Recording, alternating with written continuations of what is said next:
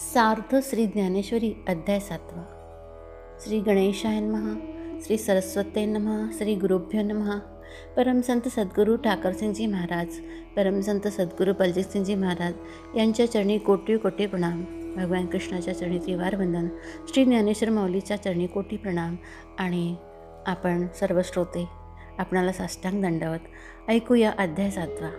श्री भगवान म्हणाले, अर्जुना, माझ्या ठिकाणी मन आसक्त करून आणि केवळ माझाच आश्रय धरून तू योगाभ्यास करू लागलास, म्हणजे ज्या प्रकारे निसंशय मला पूर्णपणे जाणशील तो प्रकार ऐक. मी तुला विज्ञानासह वर्तमान ते ज्ञान पूर्णपणे सांगतो.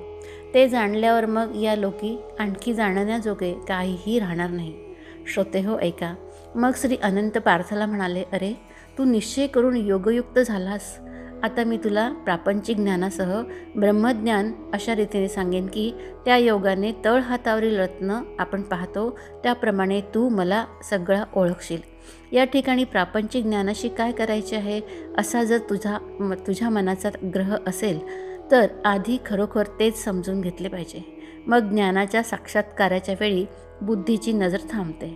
ज्याप्रमाणे तीराला टेकलेली नाव हलत नाही, त्याचप्रमाणे ज्या ठिकाणी बुद्धीचा शिरकाव होत नाही, विचारही मागे राहतो आणि तर्काचा हुरूप मोडतो, त्यालाच ज्ञान असे म्हणतात.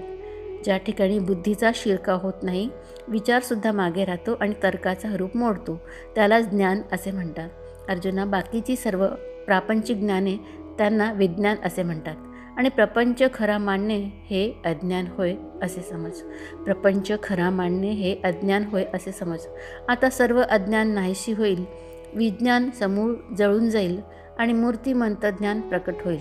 ज्याच्या योगाने सांगणाऱ्याचे बोलणे खुंटते, ऐकणाऱ्यांची इच्छा कमी होते आणि अमुक मोठे अमुक लहान असा भेद राहत नाही, आणि जे थोडे ऐकले असता सुद्धा मनातील पुष्कळ हेतू पूर्ण होतील, ते गुप्त तत्व तुला मी आता सांगतो. हजारो मनुष्यांमध्ये कोणी एखादाच माझ्या प्राप्तीविषयी यत्न करतो आणि माझ्याकरता प्रयत्न करणाऱ्या सिद्धांतूनही एखादाच मला तत्वतः म्हणजे खऱ्या स्वरूपाने जाणतो.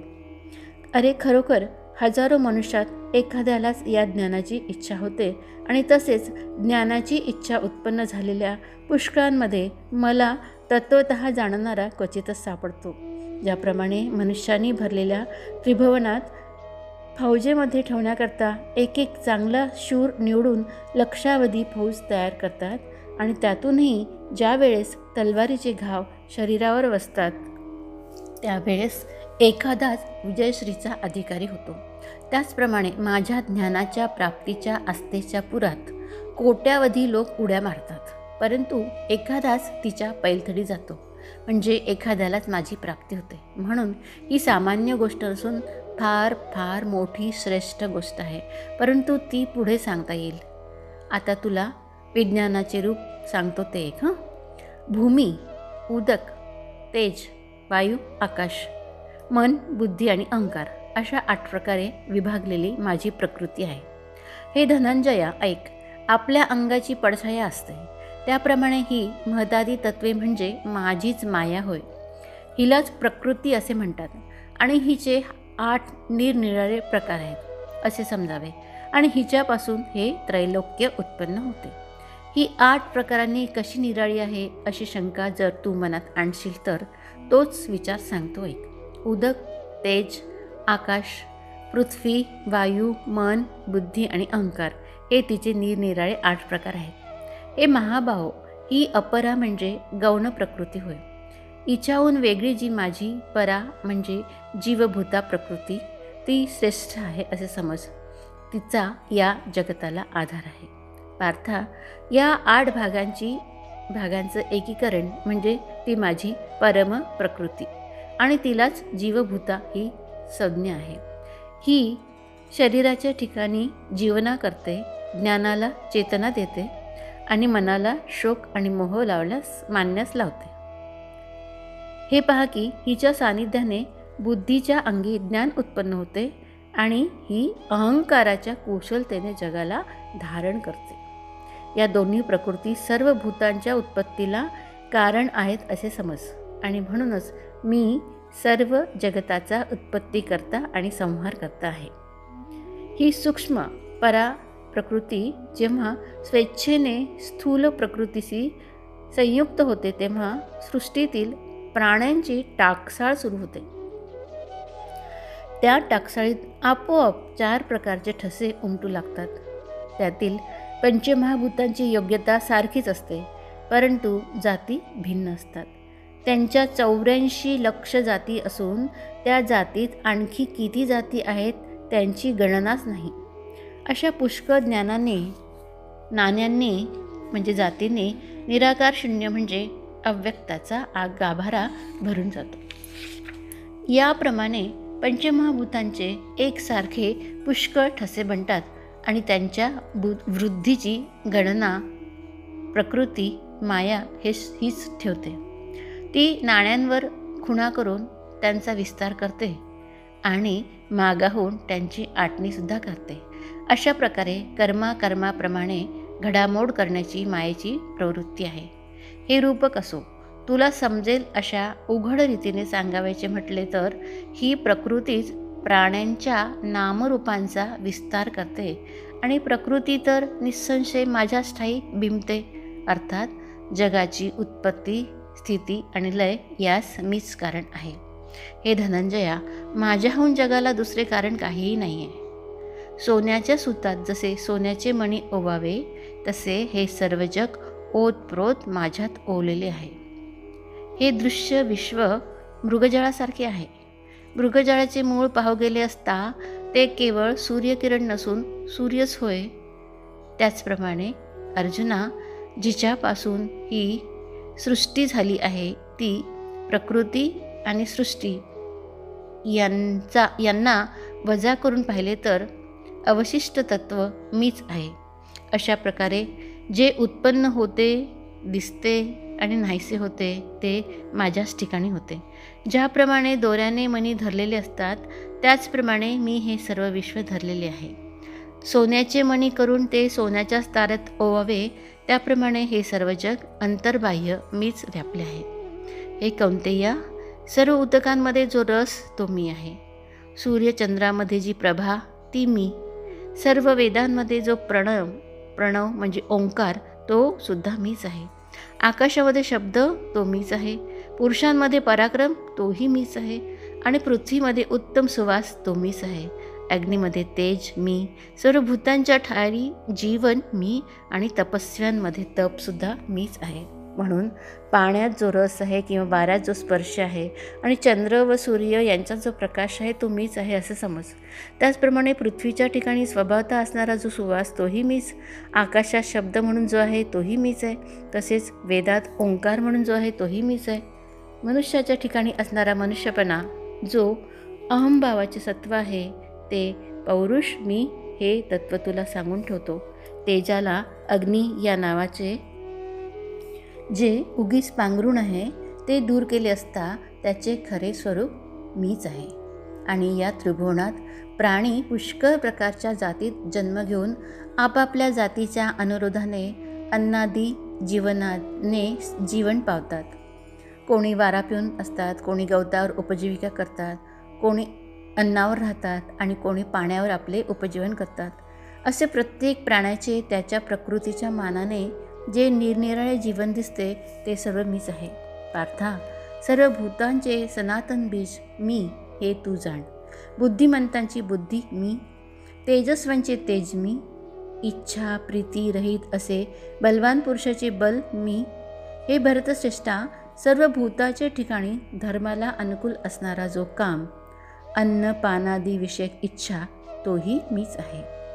खरोखर उत्पत्तीचे वेळी जे आकाशाच्या अंकुराने विस्तार पावते आणि जे अंतकाली ओंकाराची अक्षरे गिळून टाकते, जोपर्यंत या जगाला आकार आहे तोपर्यंत जे त्याच्यासारखेच दिसते, परंतु महाप्रलयाच्या वेळेस ते कोणत्याही आकाराचे नसते, असे जे ह्या जगाचे अनादी आणि स्वतःसिद्ध बीज आहे ते मी आहे.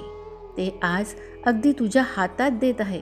मग अर्जुना, ते समजून घेऊन जर तू त्याचा विचार करशील तर त्याचा उपयोग कसा चांगला होईल तो पहा.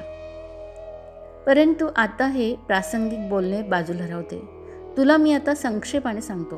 हे पहा की तपस्व्यांची ठाई तप म्हणून जे आहे ते माझे रूप आहे.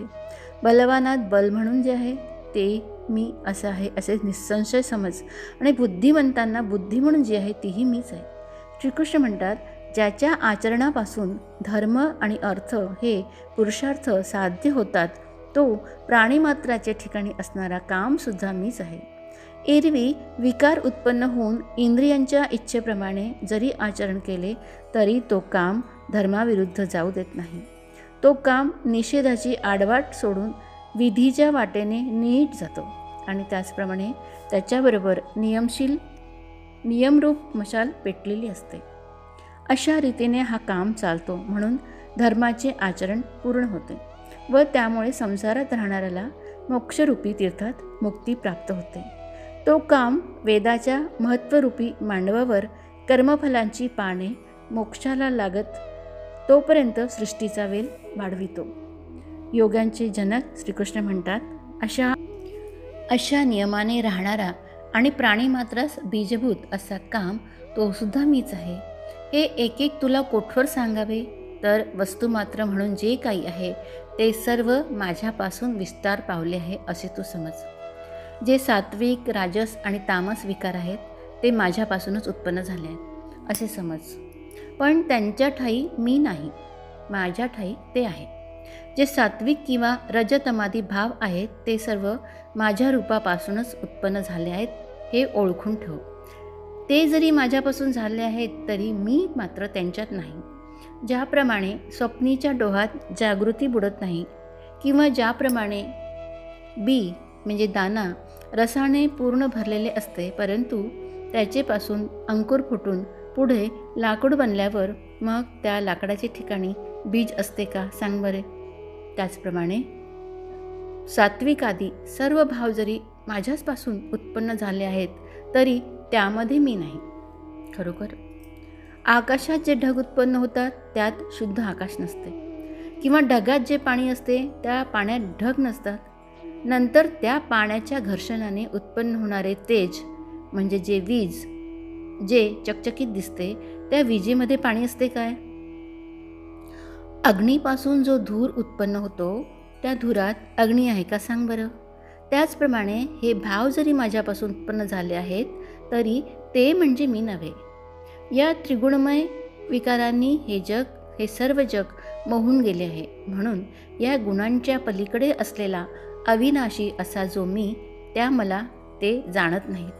तथापि पाण्यापासूनच उत्पन्न झालेले गोंडाळ पाण्याला झाकून टाकते किंवा ढगाच्या योगाने आकाश व्यर्थ लोपले जाते.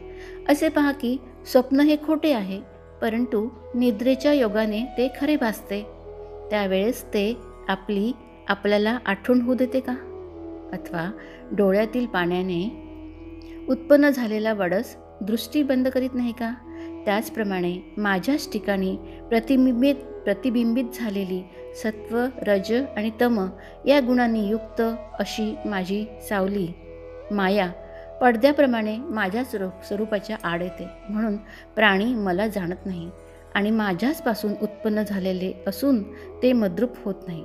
ज्याप्रमाणे पाण्यापासूनच उत्पन्न झालेली मोते पाण्यात मिसळत नाही अथवा मातीचा घट करून जो कच्चेपणी तसाच मातीत मिळविला असता तो मिळतो परंतु तोच विस्तवात भाजल्यावर निराळा बनतो. त्याचप्रमाणे सर्व भूतजात हे माझेच अवयव आहेत परंतु मायेच्या योगाने जीवपणाला लावले म्हणून माझ्यापासून उत्पन्न झाले असून मद्रूप होत नाही.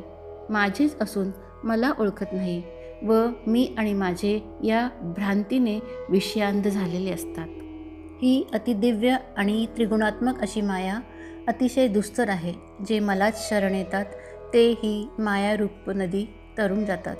मायेने ज्यांचे ज्ञान नष्ट झाले आहे आणि आसुरी प्रकृतीचा ज्यांनी आश्रय केला आहे असे पापी आणि मूर्ख नराधम मला शरण येत नाही. तेव्हा आता धनंजया ही महत्तत्वादी माझी माया तरुण मद्रूप व्हावे या गोष्टीचा अनुभव कसा यावा. कारण जी माया निर्गुण ब्रह्मरूपी पर्वताच्या तुटलेल्या कड्यात असतानाच प्रथम तिच्या ठिकाणी संकल्परूप जलाचा उगम होऊन पंचमहाभूतांचा लहानसा बुडबुड आला.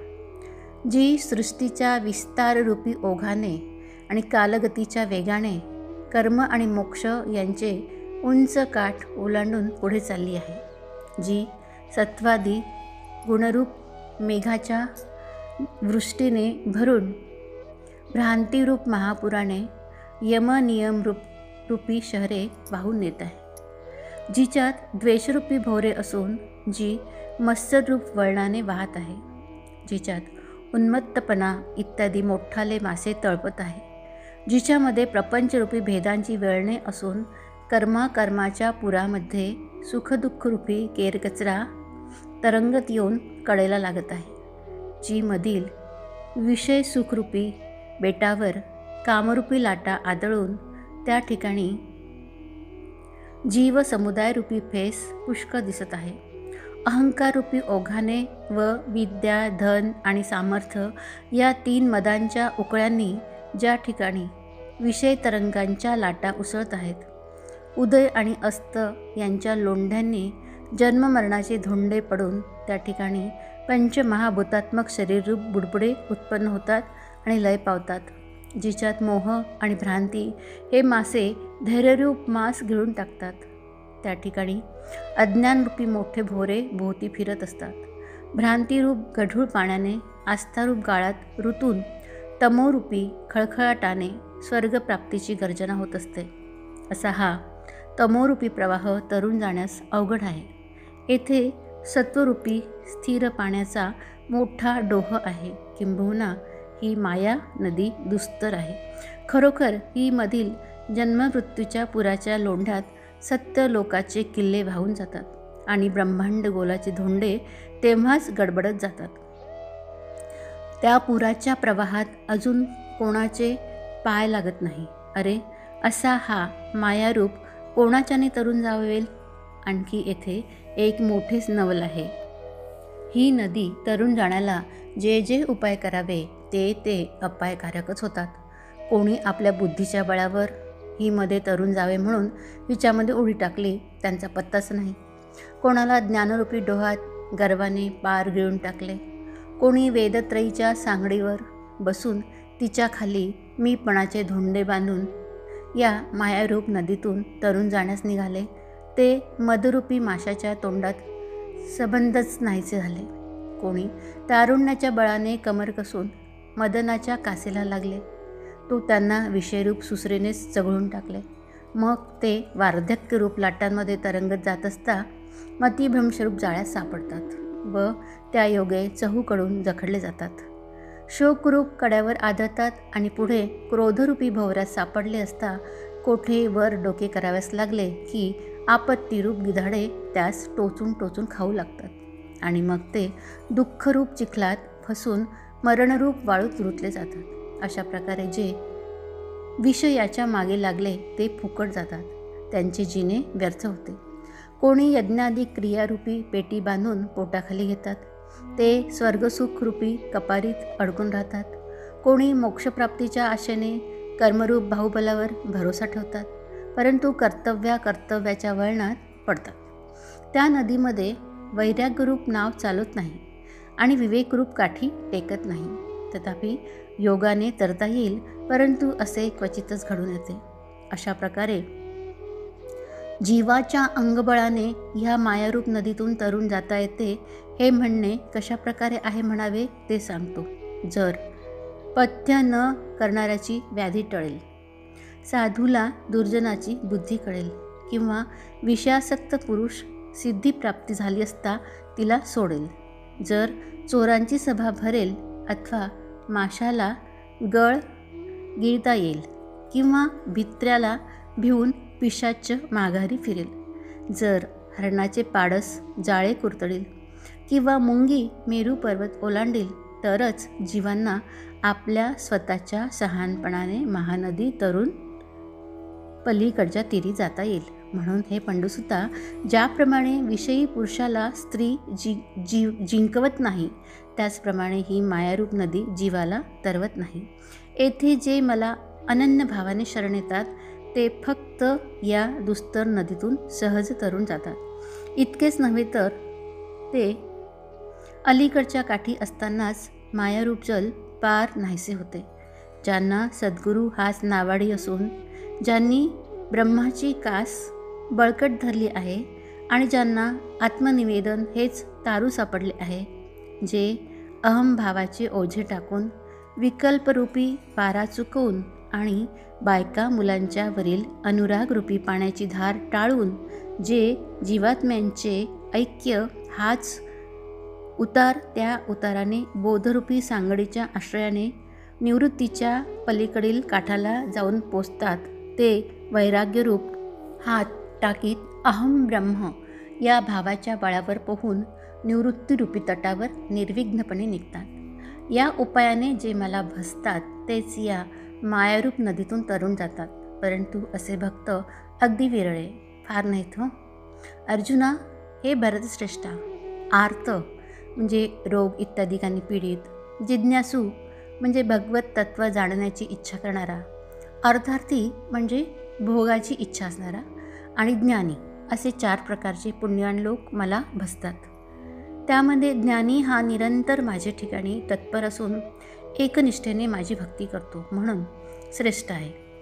ज्ञानाला मी अत्यंत प्रिय आहे आणि तो मला अत्यंत प्रिय आहे, कारण त्या एकाशिवाय इतर सर्व प्राण्यांना अहंकार रूप भूताचा संचार झाल्यामुळे आत्मस्वरूपाचा विसर पडतो. त्यावेळी त्यास नियमरूपी वस्त्राचे भान राहत नाही, अधोगतीची लाज नाहीशी होते आणि ते वेदबाह्य वर्तणूक करतात. अर्जुना, असे पहा की या शरीररूप गावात ज्या कार्याकरता आले तो सर्व कार्यभाग सोडून या इंद्रिय समुदाय रूप राजमार्गावर अहम ममतेची बडबड करण्याकरता कामक्रोधाधिक विकारांचा समुदाय गोळा करतात आणि दुःख आणि शोक यांचे घाव पडत असतानाही त्यांना त्यांची आठवणसुद्धा नसते. हे सांगावयाचे कारण काय म्हणशील तर ते मायेने ग्रासलेले असतात म्हणून ते मला मुकतात. परंतु फक्त 4घांनीच ज्यांनी माझे भजन केले त्यांनी आत्महित वृद्धंगत केले. त्या 4घांपैकी पहिल्याला आर्त, दुसऱ्याला जिज्ञासू, तिसऱ्याला अर्थार्थी आणि चौथ्याला ज्ञानी असे म्हणतात. आर्त हा दुःख निवारणासाठी मला भसतो, जिज्ञासू ज्ञानप्राप्तीकरता भसतो आणि तिसरा जो अर्थार्थी तो द्रव्यप्राप्तीच्या इच्छेने मला भसतो. परंतु चौथा जो असतो त्याला काहीच कर्तव्य नसतानाही तो मला भसतो, म्हणून तो एक ज्ञानी पुरुषच मला माझा भक्त होय हे ज्ञानात ठेव. कारण त्याच्या ज्ञानाच्या प्रकाशाने भेदाभेदरूप अहंकार नाहीसा होतो व मग त्याचे माझ्याशी ऐक्य होऊन तो मद्रूप होऊन बसतो व त्याची भक्तीही तशीच कायम असते. परंतु स्फटिकमणी जसा उदकमय दिसतो तसाच हा ज्ञानी पुरुष इतरांच्या दृष्टीला दिसतो तसा नव्हे बरं. त्याचे वर्णन करताना कौतुक वाटते मला. ज्याप्रमाणे वारा हा गगनात शांत झाल्यावर मग त्याचे वारे पण वेगळे उरत नाही, त्याचप्रमाणे हा जरी मद्रूप झाला तरी त्याचा भक्ताचा बाणा जात नाही बरं. जर वारा हलवून पाहिला तर तो गगनाहून वेगळा भासतो. एरवी गगन आणि तो याप्रमाणे एकच. त्याचप्रमाणे शरीरासंबंधी सर्व कर्माच्या आचरणाने तो माझा भक्त असा वाटतो, परंतु स्वानुभवाच्या योगाने तो मद्रूपच असतो आणि ज्ञानप्राप्तीच्या उजेडाने मीच त्याचा आत्मा आहे असे तो जाणतो. म्हणून मीही संतोष पाहून त्याला आपला आत्मा असे समजतो. जो जीवपणाच्या पलीकडील खूण समजून घेऊन व्यवहारात वागतो तो देह धारण केल्यामुळे माझ्यापासून वेगळा होईल का पहा बरे. हे सर्व श्रेष्ठच आहेत, परंतु त्यात ज्ञानी तर माझा आत्माच आहे असे मी मानतो. कारण तो माझ्या ठाई चित्त ठेवून मला सर्वोत्तम गती मानून माझा आश्रय करतो.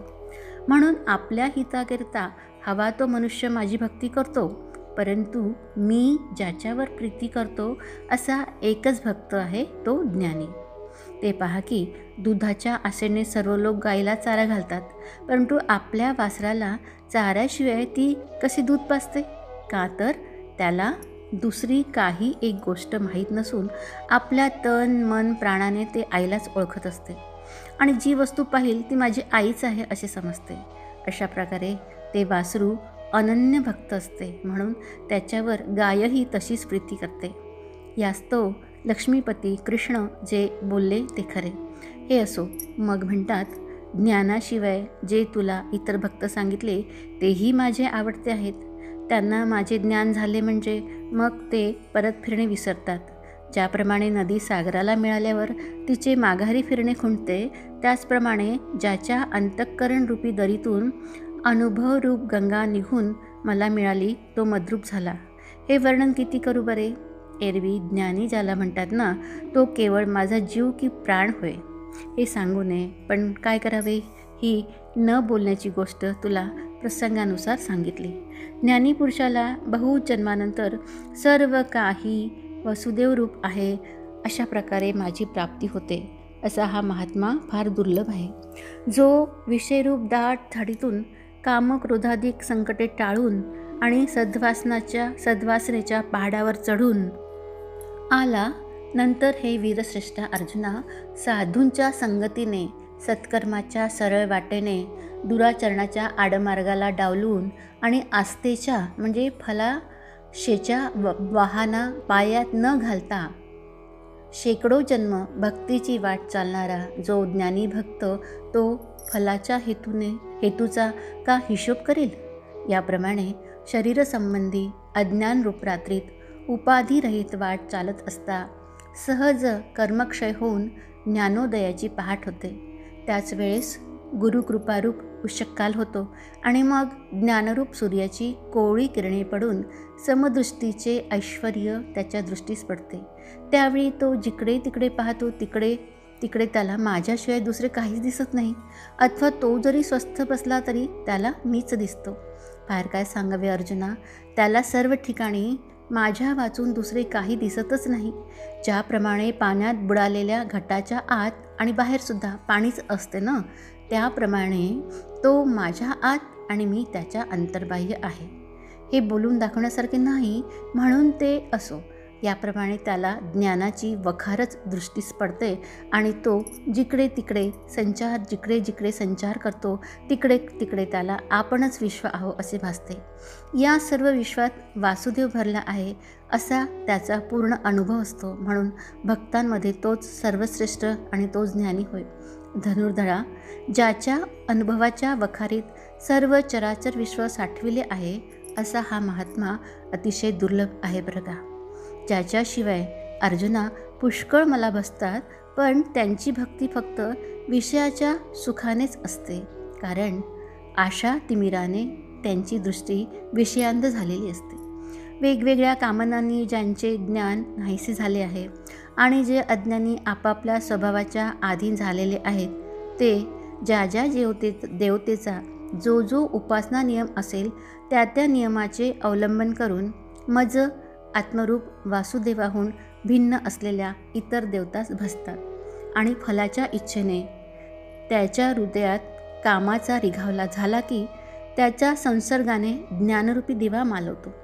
अशा रीतीने त्यांना अंतर्बाह्य अंधार होतो. म्हणून मी त्यांच्याजवळ असूनही ते मला अंतरतात आणि मग सर्व भावाने इतर देवांना भजू लागतात.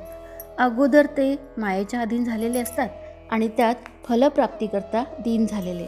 मग काय, ते मोठ्या कौतुकाने लंपट होऊन देवांची कशी भक्ती करतात, पण कोणत्या नियमाने व उपचार द्रव्याने, तसेच यथाविधी त्याला काय वस्तू अर्पण केल्या पाहिजे इकडे लक्ष देऊन जे उपचार त्याला आवडत असतील ते करतात. जो भक्त ज्या देवतेच्या ठाई भक्ती ठेवून श्रद्धेने आराधना करू इच्छितो त्याची ती श्रद्धा मी त्या देवतेच्या ठाई स्थिर करतो.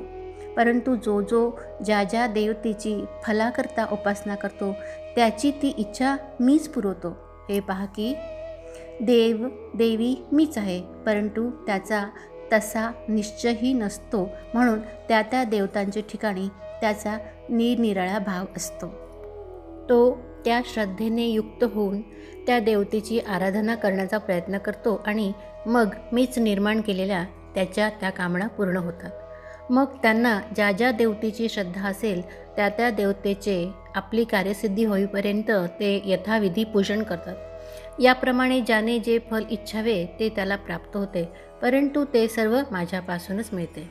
परंतु अन्य देवतांना भजणाऱ्या त्या अल्पबुद्धी मनुष्यांना प्राप्त होणारे ते फल नाशिवंत असते।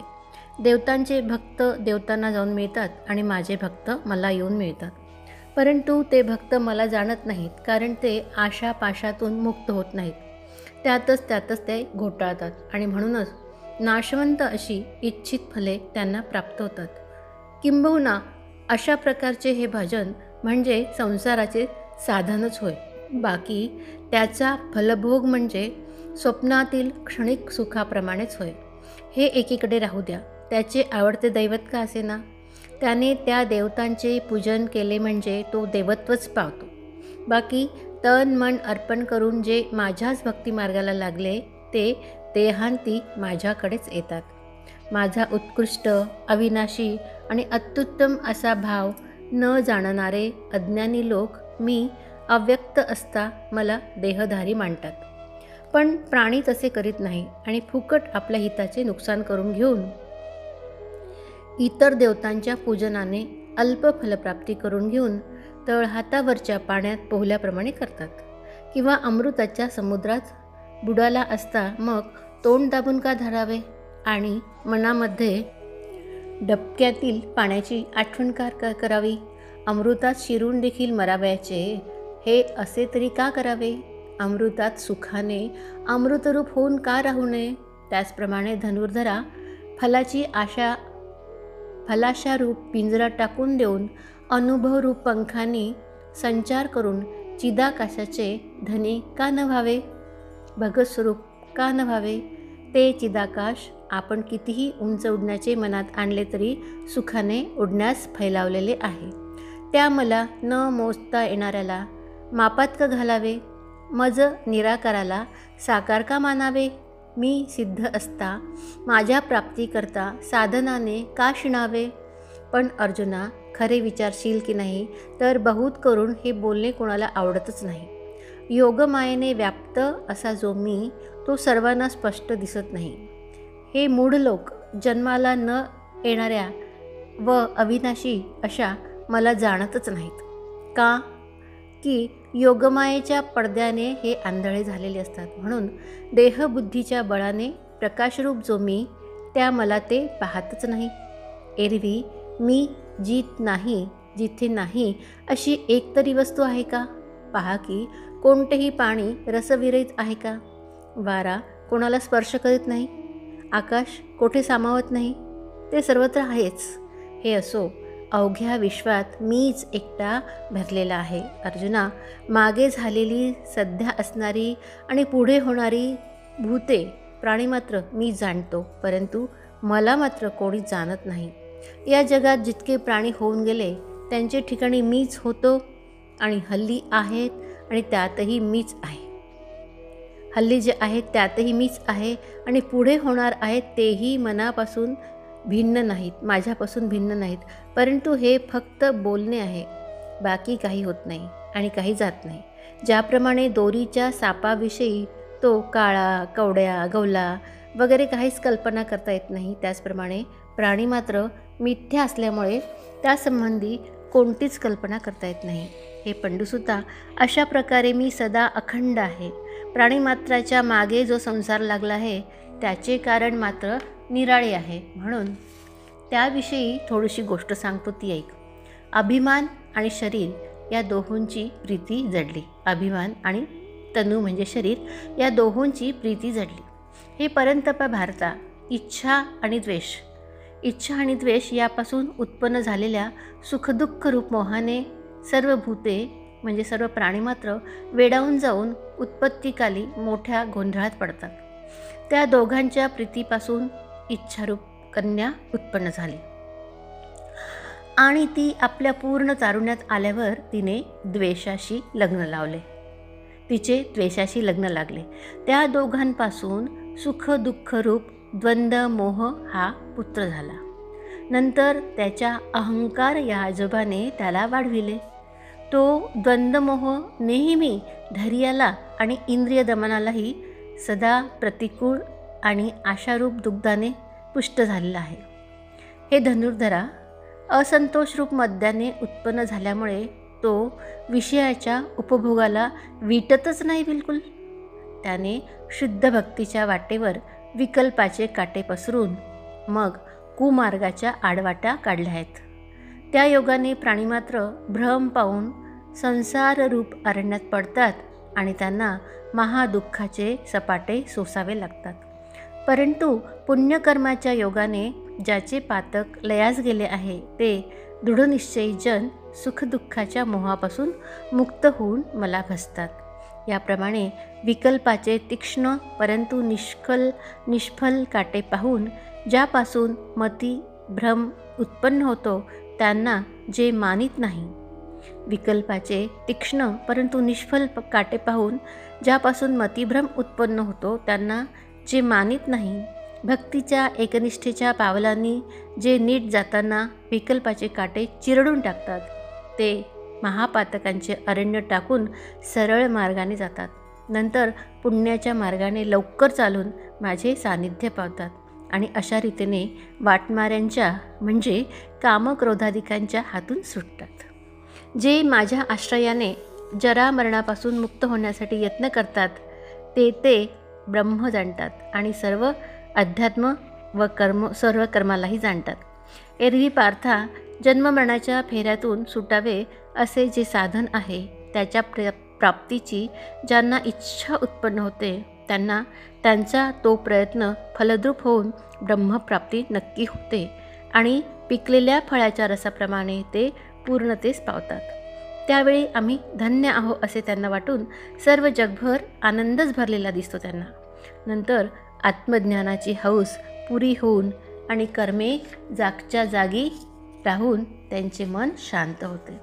हे धनंजया, अशा रीतीने त्यांना आत्मज्ञानाचा लाभ होतो, कारण त्यांच्या या परमार्थरूप व्यापारात भांडवल मीच आहे. त्यांना समदृष्टी हेच व्याज मिळून ऐक्यरूप संपत्तीची समृद्धी होते. त्यामुळे भेदरूप दैन्याची ओळखही राहत नाही. जे योगी अधिभूत, आदिदैव आणि अधियज्ञ यासह मला जाणतात ते स्वस्थचित्त पुरुष मरणकालीही मला जाणतात. ज्यांनी अनुभवाच्या हातांनी मायापाश जीवाला धरून पंचभौतिकासह मला स्पर्श केला, ज्यांच्या ज्ञानाच्या वेगाने मला अधियज्ञ या दृष्टीने पाहिले, त्यांना शरीराच्या वियोगांचे मरणसमयी दुःख होत नाही. एरवी आयुष्याची दोरी तुटवायला आली असता प्राण्यांची जी खळबळ उडून जाते ना, ती पाहून न मरणाऱ्याच्या चित्ताला सुद्धा युगात ओढवल्यासारखे नाही का होत. परंतु जे मद्रूप झाले ते प्राणांतीही मला सोडत नाही. हे कसे होते ते मला सांगता येत नाही. एरवी असे पक्के समज की जे अशा प्रकारे पूर्ण ज्ञानी आहेत तेच अंतःकरणापासून माझे ऐक्य पावले आहेत. हे तत्त्व सांगतेवेळी श्रीकृष्णाच्या मुखातील शब्दरूप कुपीच्या खाली अर्जुनाची अवधानरूप ओंजळ नव्हती, कारण त्याचे लक्ष क्षणभर दुसरीकडे होते. त्या ठिकाणी ती ब्रह्मप्रतिपादक वाक्ये हीच फले पुष्कळ अर्थरूपी रसाने भरलेली होती आणि त्यांचा भक्तिरूप सुवास चोहीकडे पसरला होता.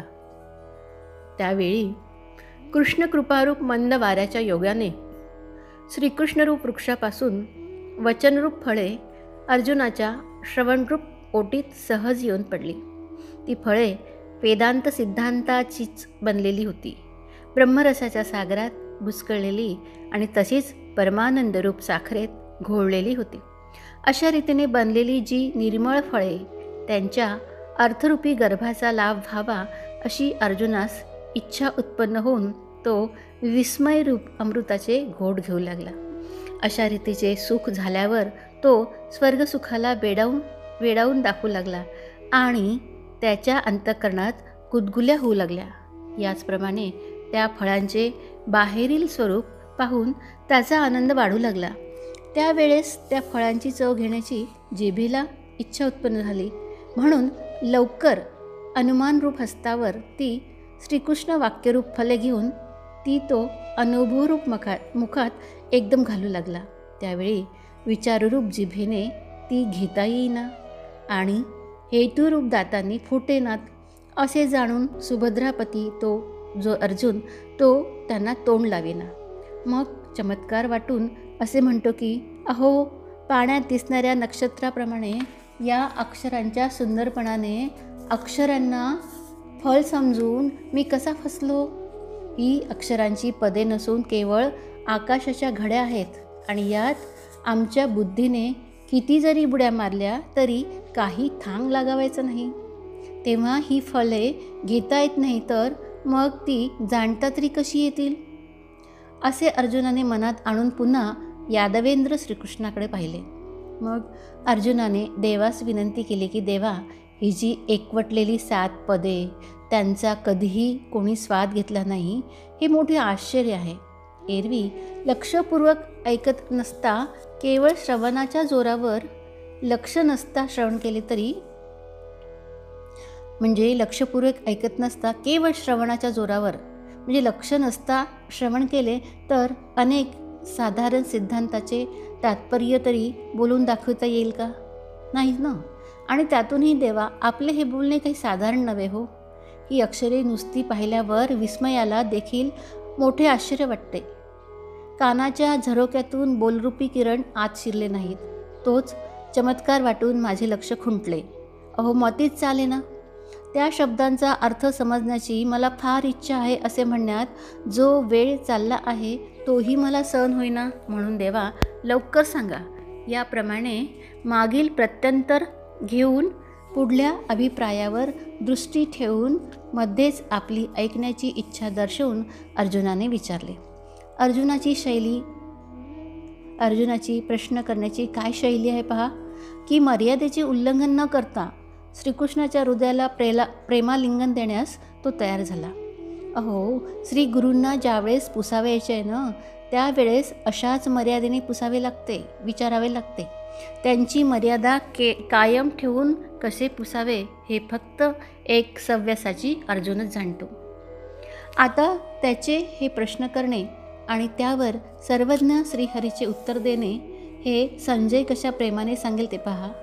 जी गोष्ट नीट मराठी भाषेत सांगितली जाईल तिच्याकडे नीट लक्ष द्या. असे की ज्या योगाने कानाच्या अगोदर दृष्टीला अर्थ दिसेल, बुद्धिरूप जिभेने त्या शब्दांचा रस न चाखता अक्षरांच्या शोभेने इंद्रिय तकतील. पहा की मालती पुष्पाच्या कळ्यांचा स्वाद नाकाला खरोखर येईल, परंतु त्याच्या बाहेरील सुरेखपणाने डोळ्यांना सुख होणार नाही का? त्याचप्रमाणे मराठी भाषेच्या शोभेने इंद्रिये सुखाचे राज्य करतील व मग त्वरित सिद्धांताच्या गावाला जातील. अशा सुंदरपणाने जे बोलणे ऐकल्यापासून बोलणे बंद होते ते ऐका, असे निवृत्तीदास ज्ञानदेव म्हणतात. सियावर रामचंद्र की जय. श्रीकृष्ण गोविंद हरे मुरारे. हे नाथ नारायण वासुदेव. अध्याय 7.